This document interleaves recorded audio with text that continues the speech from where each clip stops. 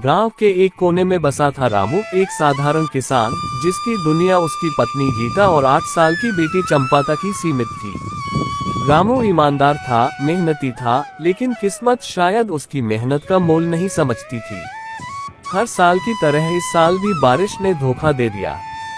खेत सूखे पड़े थे और कर्जदारों का दबाव बढ़ता जा रहा था। रामू ने गांव के जमींदार ठाकुर हरनाम सिंह से मदद की उम्मीद की। ठाकुर साहब, बस थोड़ा सा अनाज और कुछ रुपया दे दो, फसल के बाद लौटा दूंगा, रामू ने हाथ जोड़कर कहा। ठाकुर ने हंसते हुए कहा, ठीक है रामू, लेकिन इस बार अपनी जमीन के कागज गिरवी रखने होंगे। रामू मजबूर था, उसने अपनी पुश्तैनी जमीन के कागज दे दिए।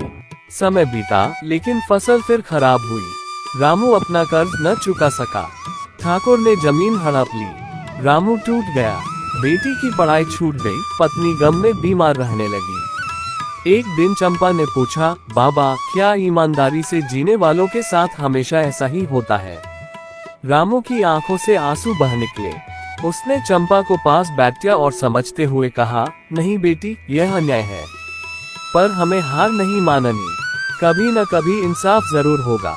चंपा की आंखों में एक चमक थी, जैसे उस दिन एक बीज बोया गया हो। वक्त गुजरा। चंपा ने पढ़ाई जारी रखी, गांव से बाहर जाकर वकील बनी। वर्षों बाद वही चंपा गांव लौटी। चंपा बहुत बड़ी हो चुकी थी, अब बिल्कुल बदल चुकी थी और चंपा एक नामी सामाजिक कार्यकर्ता और वकील बनकर लौटी थी अपने गांव। उसने ठाकुर के खिलाफ केस लड़ा, लोगों को जागरूक किया और एक दिन रामू की जमीन उसे वापस मिल गई। रामू की आंखों में संतोष के आंसू थे। आज उसे लगा कि उसका संघर्ष बेकार नहीं गया। एक दिन गांव में एक और गरीब किसान ठाकुर के पास गया। ठाकुर साहब, बस थोड़ा सा अनाज और कुछ रुपया दे दो, फसल के बाद लौटा दूंगा। लेकिन ठाकुर ने बोला, पहले अपनी जमीन गिरवी रखनी पड़ेगी। किसान बोला, मेरी जमीन, मेरी पुश्तैनी जमीन, ये मुझसे मत छीनो। लेकिन ठाकुर ने नी मनी और रख लिया उसकी जमीन। कुछ दिन निकले जब किसान अपनी जमीन लेने ठाकुर के पास गए तो उसने देने से माना कर दिया। अब किसान बहुत परेशान था। उसने सोचा, क्यों न चंपा बिटिया से मदद लूं। किसान चंपा के घर की ओर चल पड़ा। उसने जेक चंपा को सब कुछ बताया। तभी पीछे से चंपा के बाबा बोले, बेटी, हमें हार नहीं माननी चाहिए, अन्याय के खिलाफ आवाज उठानी पड़ेगी। चंपा ने भी हाँ कर दी। तभी गरीब किसान बोला, बिटिया, आज तूने साबित कर दिया कि लड़कियां सिर्फ घर नहीं, समाज भी संभाल सकती हैं। चंपा ने अपने बाबा से पूछो, बाबा, क्या ईमानदारी से जीने वालों के साथ हमेशा ऐसा ही होता है? मैं वादा करती हूँ, एक दिन हम सबकी जमीन हमें वापस जरूर मिलेगी। अगर सच कहना बगावत है तो हाँ, मैं बागी हूँ। अब ये गांव अंधेरे में नहीं रहेगा, अब न्याय का सूरज उगेगा। रामू, तू हर बार सबके भरोसे चल देता है, पर अपना कौन है यहाँ? चंपा को पढ़ा लिखा कर हमने सही किया, एक दिन वही सबका सहारा बनेगी। भगवान से यही दुआ है कि हमारी बेटी को उसकी लड़ाई में ताकत दे। एक दिन ठाकुर ने किसान धनिया को अपने घर बुलाया और बोला, धनिया कागज पर दस्तखत कर दे, फिर जो होगा देखा जाएगा। लेकिन किसान से हर नी मनी उसने माना कर दिया ठाकुर को और चला गया। ठाकुर को बहुत गुस्सा आया। उसने अपने नौकर से बोलता है, इस गांव में मेरा ही हुक्म चलता है, कोई चंपा इसे नहीं बदल सकती। लड़की होकर मुझे चुनौती देती है, इसे सबक सिखाओ। गांव में कुछ बहादुर दट्टू कुछ डरने बेल। ठाकुर से अन्न से एक औरत बोली, ठाकुर से कोई नहीं जीत सका आज तक। और दूसरी टाप से आवाज आई, चंपा है हमारे साथ, इस बार ठाकुर की हर होगी भगवान। चंपा जैसी बेटी हर गाँव में होनी चाहिए, हम भी उसके साथ हैं। अब चुप नहीं बैठेंगे। चंपा, मैंने देखा है कि अन्याय कैसे जीवन को निगल जाता है, अब मैं और नहीं सहूंगी। न्याय सिर्फ अदालतों में नहीं, लोगों की आवाज में भी होना चाहिए। ये सिर्फ मेरी लड़ाई नहीं है, ये हर उस इंसान की लड़ाई है जो डर के साए में जी रहा है। मैंने सिस्टम को समझा है, अब इसे बदलने का वक्त है। रामू, चंपा अब किसी एक की बेटी नहीं, पूरे जिले की बेटी बन गई है।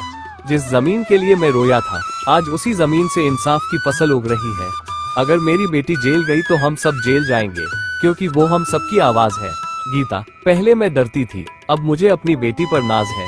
चंपा को जेल में डालोगे तो सारी माएं सड़क पर उतरेगी। बेटियां अब आंचल में नहीं, बदलाव की मशाल लिए चल रही है।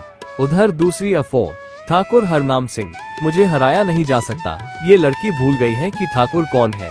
अगर डर खत्म हो गया तो हमारा राज भी खत्म हो जाएगा। ये कानून, पैसा, रुतबा और डर, यही असली कानून है। गाँव वाले, हम चंपा बिटिया के साथ है। ये कोई एक केस नहीं, ये सोच की लड़ाई है। अब ना जमींदारी चलेगी, ना राजनीति का जोर, अब चलेगा जनता का न्याय। पर्दा खुलता है, चंपा जिले भर में आंदोलन का नेतृत्व कर रही है। अब वक्त है कि हम सिर्फ ठाकुरों के खिलाफ नहीं, हर उस व्यवस्था के खिलाफ खड़े हो जो हमें चुप कराना चाहती है। हम न्याय के लिए खड़े हैं और पीछे नहीं हटेंगे। गांव वाले एक स्वर में, हम तुम्हारे साथ हैं चंपा दीदी। ठाकुर गुस्से में, अब ये लड़की सिर्फ ठाकुरों को नहीं, पूरे सिस्टम को चुनौती दे रही है। हमें इसे रोकना होगा किसी भी कीमत पर। नौकर बोला, इस बार उसका एनजीओ बंद करवा देंगे, ऊपर से दबाव डलवाते हैं। धनिया चंपा से, बेटी इस लड़ाई में तू अकेली नहीं है। मैं, तेरी माँ और ये पूरा गांव तेरे पीछे खड़ा है। बाबा, ये सिर्फ हमारे गांव की लड़ाई नहीं रही, अब हर बेबस की आवाज हमें बननी है। चंपा ने अवैध रैली की, सरकारी संपत्ति को नुकसान पहुंचाया और भीड़ को भड़काया। अगर संविधान के अधिकारों की मांग करना भड़काना है तो हाँ, मैं दोषी हूँ। चंपा कोर्ट तक गई और लड़ी और जीत भी उसकी हुई। कोर्ट ने फैसला सुनिया, चंपा को निर्दोष साबित हुई। साथ ही अदालत सरकार को आदेश देती है कि ठाकुर से जमीन लेके किसान को दी जाए। किसान धनिया, जिस दिन मेरी जमीन छीनी गई थी मैंने सोचा था सब खत्म हो गया, पर आज लगता है वही शुरुआत थी। चंपा एक बड़ा स्कूल खोलती है। अन्याय को मिटाना एक दिन का काम नहीं, लेकिन उसकी जड़ें हिलाने का वक्त अब आ गया है। जो गूंगे थे अब बोलेंगे, जो डरते थे अब तोड़ेंगे। अन्याय की दीवारों को हम न्याय की मशालों से फोड़ेंगे। गांव में अगली सुबह गांव में चहल पहल, ढोल बज रहे हैं, बच्चे हंस रहे हैं। गांव में न्यायिक चौपाल विद्यालय का उद्घाटन है। चंपा स्कूल में सबको आए बाबा की हिम्मत की कहानी संत है। अपना दुख बता के सबको ये सीख देती है कि अगर हिम्मत सैलम किया जाए तो हर बड़ा से बड़ा कम कर सकते हैं। जिस धरती पर मेरे बाबा ने आंसू बहाए थे, आज वहीं बच्चों की हंसी गूंज रही है। यही असली जीत है बच्चे। धन्यवाद चंपा दीदी। और अगले दिन किसान धनिया आंखों में नमी और मुस्कान के साथ अपनी पत्नी से बोलता है, आज अगर मेरी जमीन बोल सकती तो वो कहती, मैं अब सिर्फ खेत नहीं, सपनों की मिट्टी हूँ। और उधर दुसारी और ठाकुर की मुलाकात चंपा से होती है रास्ते पे। ठाकुर थोड़े शर्मिंदा होकर चंपा से बोलता है, मैंने बहुत कुछ खो दिया चंपा, पर शायद अब समझ आ रहा है कि डर से राज नहीं चलता, भरोसे से चलता है। चंपा बोलती है, ठाकुर जी अगर आप सचमुच बदलना चाहते हैं तो हमारे स्कूल में एक पेड़ लगाइए। नई पीढ़ी को आपकी माफी याद नहीं, आपकी भागीदारी चाहिए। ठाकुर पेड़ लगाते हैं। गीत अब बोलती है, बेटी पहले मैं तुझे दूर भेजने से डरती थी, आज तेरी उड़ान देखकर लगता है हर माँ को ऐसा भरोसा चाहिए। माँ, तुम्हारी ममता ही मेरी ताकत है। तूने ही मुझे सिखा दिया था सहन करना कमजोरी नहीं, समझदारी होती है। तभी दूसरे गांव के लोग 8H और चंपा से बोलते हैं, अब हमारे गांव की बेटियां सिर्फ ब्याह नहीं, भविष्य भी बनेंगी। हम अपने गांव को मॉडल पंचायत बनाएंगे जहां ना भ्रष्टाचार होगा, ना भेदभाव और चले जाते हैं। गांव में आप सब बहुत खुश रहने लगे। सब एक पेड़ के नीचे बैठे हैं, हंसी मजाक चल रहा है। रामू, पहले हर दिन डर से शुरू होता था, अब उम्मीद से। चंपा, अन्याय ने हमें लड़ना सिखाया पर जीत ने जीना सिखाया। अब ये कहानी यही नहीं रुकेगी, हर गांव हर गली में पहुंचेगी।